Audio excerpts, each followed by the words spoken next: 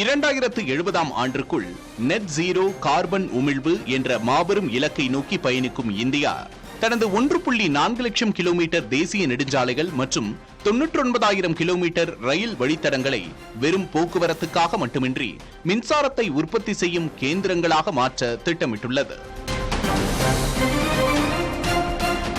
இந்த தொழில்நுட்பத்தின் சிறப்பம்சம் என்னவென்றால், சோலார் பேனல்களை அமைக்க தனியாக பெரிய அளவில் நிலம் ஒதுக்க தேவையில்லை. மாறாக ரயில் தண்டவாளங்கள், நெடுஞ்சாலை தடுப்புகள் மற்றும் மேம்பாலங்களில் இவற்றை எளிதாக பொருத்திக் கொள்ளலாம்.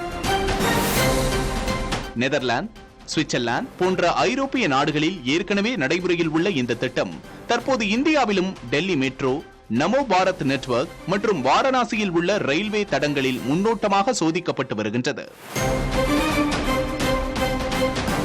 இந்தோ ஜெர்மன் கூட்டு ஆய்வின்படி இந்தியாவின் ஒட்டுமொத்த போக்குவரத்து உட்கட்டமைப்பை முழுமையாக பயன்படுத்தினால் சுமார் 150 ஜிகாவாட் அளவிலான சூரிய ஒளி மின்சாரத்தை ஈட்ட முடியும். இதன் மூலம் உற்பத்தியாகும் மின்சாரத்தை நெடுஞ்சாலைகளில் பெருகி வரும் மின்சார வாகனங்களுக்கான சார்ஜிங் நிலையங்களுக்கு நேரடியாக விநியோகிப்பதன் மூலம் மின்சார இழப்புகளை பெருமளவு குறைக்கலாம்.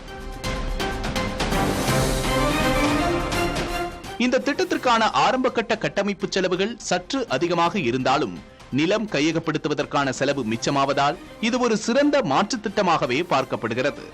எனினும் இந்த திட்டத்தை நாடு முழுவதும் விரிவுபடுத்த வலுவான கொள்கை ஆதரவும் முறையான நிதி வழிகாட்டுதல்களும் அவசியம். இவை அனைத்தும் சாத்தியப்படும் பட்சத்தில் இந்தியாவின் போக்குவரத்து துறையானது நாட்டின் தூய்மையான எரிசக்தி புரட்சியின் மிகப்பெரிய ஆதாரமாக மாறும் என்று நம்பப்படுகிறது.